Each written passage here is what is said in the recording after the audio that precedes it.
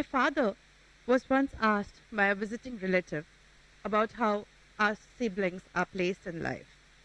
When the question turned towards what I am doing, my father started with the usual jargons: risk management, intelligence, security consulting. It all went bonkers over with the guest. The simpleton that my father is, he then resorted to the basics. She's an investigator, a corporate spy, and a protection agent. What he expected then were the usual questions. How did a law school grad, a B school grad, land up with a role like that? And what did it actually entail? Instead, the guest put down his teacup, looked straight into my dad's eyes, and asked, "How could you allow?" My dad looked back and said, "She doesn't need my permission to fly or to pursue her dreams." I was born to a typical Asian family that believed in tiger parenting. I do not have a sob story to sell. Despite being the second girl child of the family, I was never discriminated against. I was never told that my genitalia will actually determine what my education or my profession should be, or that no matter how much high I reach the corporate ladder, ultimately my goal is to tend to my family. No, I never faced any of that. That is not my struggle. My story is about professional defiance, and I'm proud of it. I've never met a person who doesn't have a dream. And I've also never met a person who hasn't taken a single step towards the dream. The truth is, each one of us works towards that dream. And when I mean us, I mean the educated lot that is sitting in front of me. Unfortunately, however, after achieving 80% of the dream, majority of us give up. Because that last 20% is all about fighting battles that the society puts on you, and it tires you out. However, those who can actually envisage what lies beyond, what is it that the reality will actually look like once the dream is fulfilled, goes ahead and completes the journey. The rest, they find an alternate path, they take a step back and tell themselves that they are happy where they are. Or the most common thing, they blame the destiny. If you have to challenge your beyond, you have to stand and imagine what it is like on the other side of the mountain. Rest, you will never be able to actually take that step forward. To do something unconventional, to hear about it, is actually a very fascinating thing. I still remember, I walked up to my ISB dean once and asked him, what stops companies from coming to campus with security roles, with intelligence management roles? He looked back at me and said, "Saga, what stops you from creating such a company?" So I did not get an answer. I did not have an answer to his question. But all I knew was that I had a vision. 4 years later, IRIS was born. However, this very question of what stops you often also tries to put people in an uncomfortable spot. I remember meeting a friend after 15 years. She was completely swooned by the fact that I am a trained interviewer. We don't use the word interrogator these days. And she was like, "I always wanted to do what you are doing. I wanted to get into behavioral analysis. I wanted to get into polygraph, exactly like the stuff that you do." I asked her, "What stops you? What stopped you then? What stopped you now?" Her entire answer had 3 keywords: family, society, destiny. I looked at her and I really asked her, "Do you really feel that you buy your own logic? That somewhere don't you feel you've given up on the dream even before you've embarked on it?" Resultant, I don't think I'll talk to her for the next 15 years. But the question always remains, if you have a dream, what stops you? What stops you from achieving your beyond? One of the worst career advisors I have received from my law school senior. I went to him excitedly. He was a known researcher on campus. I went to him with my research paper and I wanted pointers on it. He gave me just a list of secondary sources and said, "Go build your paper." I was like, where is the innovation? Where is the model? Where is me in this entire paper?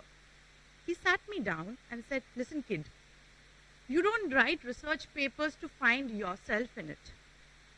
You write research papers to build your resume. That's when I decided that is one thing I am never going to do. That my resume will actually be me. Instead of me trying to be that one pager of so-called format that my B school has handed over to me. So today, if my resume reads trained protection agent, it is not because it is a fancy term on paper, but because somewhere I have made it to the cover page of a national daily talking about the differences that we have brought to the security industry, including the so common term called bodyguarding. My resume does not include taekwondo because it doesn't need to. Instead, it includes the use of UV locks, it includes spectrum, it includes photometrics, it includes a myriad of technology, and I am not a physics major. It includes strategy, it includes complex models of probability that are actually used to draw up a risk cover or a risk mitigation plan, instead of actually giving into the common belief that I would roll up my sleeves and stand at the door. No. My school did not teach me to apply these to my profession. It just taught me. It's all good to hear. But the key is that no matter how much of a fancy job that you have, that designation, that visiting card, which makes your cousin at home go and say that, oh, I wish I grew up to be just like you, it's just not worth it if you wake up one day wishing that you never had to go to work. That is when, no matter how coveted your position is for the society, know that your profession has become just a bill-paying machine. I have a theory. We all have theories these days. So, yeah, I am trying to fit in over here, I guess. I have a theory. It's called the theory of buckets. I feel that each one of us, every individual, has two buckets. One, we have done it, so we'll justify. Couldn't or wouldn't do it, so we'll berate. However, in the long run, we have somewhere forgotten the power of seepage. That ideas are like water. And the crevices you thought that did not exist, the water will seep through it. And again, going back to science, will probably create the most wonderful chemical combustion and create art. Or, in my case, would create a melange of ideas that will be a path-breaking thing for the security industry. The question is, do you give into a bucket or do you allow yourself to just flow freely? To not give into bucket, let me put some practicality from the industry. This was a case of one of India's most wanted criminal person. The Indian investigative agencies had given up. The external, partly the foreign investigative agencies had also given up. When the case came to me and my team, it was almost as if the client was trying to convince their own selves that once these people give up, I have done everything in my radar and this cannot be solved. Back at the whiteboard or the drawing board, my team had a different challenge altogether. We know that we were expected to fail. We also knew that all the common things had already been tried out. His native place surveillance was on, red corner notices were on, airport trackings were on, his passport was on the the heavy trafficking list, everything. All the databases had his name, everything. Yet we had to do something to at least make the first foray, take the first step. 25 cups of coffee and 2 all-nighters later, we decided on a strategy. When I tried to talk to the strategy in the mirror, it sounded bizarre in my head. It was a very, very complex model of web search or a social media search program involving SEO analytics, deep keyword methodology, wherein you set up a specific search program that gives you based on location check-ins or even your phone tracking check-ins. When I tried to explain the idea to my team, one of the interns, he was most excited because he felt it sounded just like the James Bond movie. The rest of them were looking at me like, you really think this will work? All I knew was that my mentor had taught me that you will not know unless and until you try. And remember that 80-20 rule? I was at that 20% and I couldn't give up. The next 7 days were the longest days of my life. After 7 days, we got a hit. In some obscure place in Africa. The key was then that we already had an idea about where the person would be moving to map with that ideation. It matched.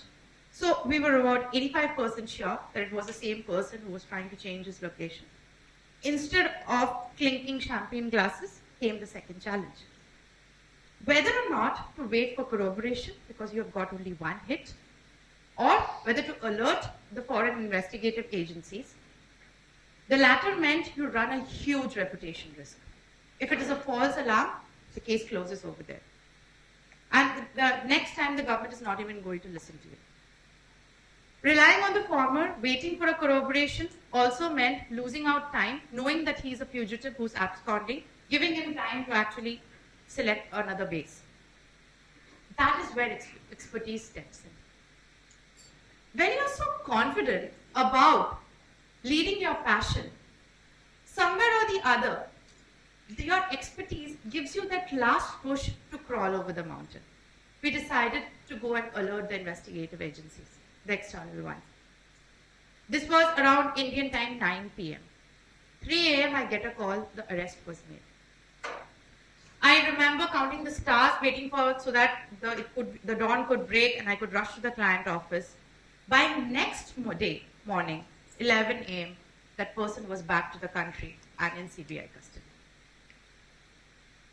If we had not challenged the fact that just because somebody in India had not tried social media tracking, somebody had not tried SEO analytics to actually track a person, we wouldn't have known that this is doable.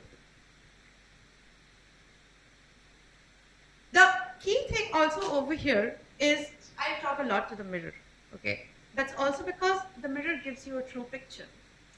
When you ask the mirror, why am I doing this? Am I doing this to stand out? Or am I doing this because I really want to do it? When the answer is the latter, you found your passion. But trust me, a lot of us find our passion. The trick or the key question is, do we have the courage to stick to it? And if your passion is to be an intelligence officer, you need a lot of courage. Courage not to face the threats that surround you for your on-job duties. Courage for the fact that when you have in the past sat for job interviews in B schools, your recruiters have been, how do you fit in? How does your vision fit in?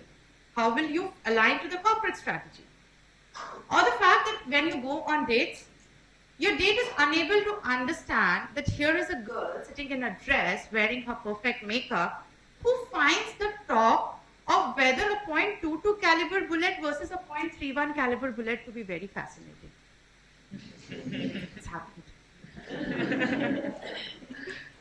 The key is then that do I give in and try to fit in and I try to talk about a topic which does not interest me, or I showcase my skills that might impress the recruiter but is not me? Or do I carve a niche for myself and then say, hey, do you fit into my niche? The other thing about unconventional careers is that you breaking a gender ceiling is almost taken that yes, that is something that you will do. That is very true. But that is not the end of it all. That is the first step. I am now used to it. Earlier, it used to really bug me that when I walk into a boardroom and I present a forensics plan or I present a findings with the next course of action that talks about police liaising and everything, first there was like, should we even believe you kind of a look. Once you convince them, then the look changes to, wow, how do you, being a girl, do this? How does it feel? It used to irritate you, now you just rub it off. Now instead, you say that being a girl, doing this was never my benchmark. Because then I would have no competition. Just like your challenges, your competition should be limitless. So that tomorrow, when you emerge as a professional, there is no asterisks or conditions applied tag. The moment you wish to excel in a particular gender, you are limiting yourself. You are limiting, competing against professionals. You're doing the same thing that you tell others not to do. Once you look beyond that, you emerge as a professional who refuses to be bucketed by any social standards.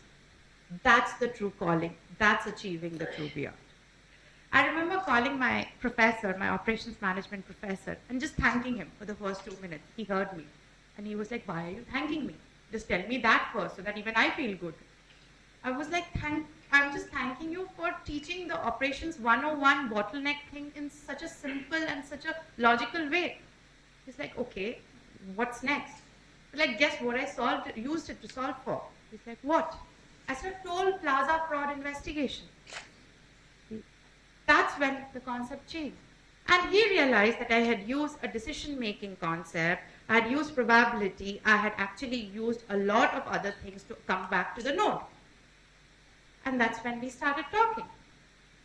But you know what is also the challenge in such cases? Is that the world is watching you. It is almost as if people are expecting you to fail. One rookie mistake and you're branded as a wannabe. So if you're willing to walk that unconventional path, also be prepared to be the master of concepts. Because you're almost walking on a tight rope. And with each successful step that you take, remember you're inspiring somebody to do the same. People often ask me, am I scared? Does anything scare me? I'm scared every day. I'm scared of the fact that I will wake up and stop believing that I have a power to usher in change. That I'll wake up and give up on an investigation not because there is actually a dead end, but because I have lost the ability to think out of the box. That I will stop believing that there is a beyond to which I am answerable, because you are always answerable to your dreams. I stand today not to inspire anybody. I stand today just to drive home a simple fact that you and your dreams cannot be ruled by the society, by the age and gender profiling that the society does, by the education degree and the parallel job that the society has chosen for you, or by the traditional applicability of knowledge that we in the Indian education system are taught not to question. That is the worst thing that you can do to yourself. The moment you do that, remember, you become literate, not educated. I just stand here to tell you that I would consider myself just to be somebody who's striving to bring about a change in perceptions that a profession does not have any preset criteria for education, for expertise, nothing. It just requires your urge to master it. It requires you to script a dream and keep chanting that dream. Keep telling yourself that I just have to master it with the concepts and keep walking. There'll be a lot of cacophony. And the cacophony at the loudest will tell you, this is not for you, retract your steps, this is unconventional, what if you fail?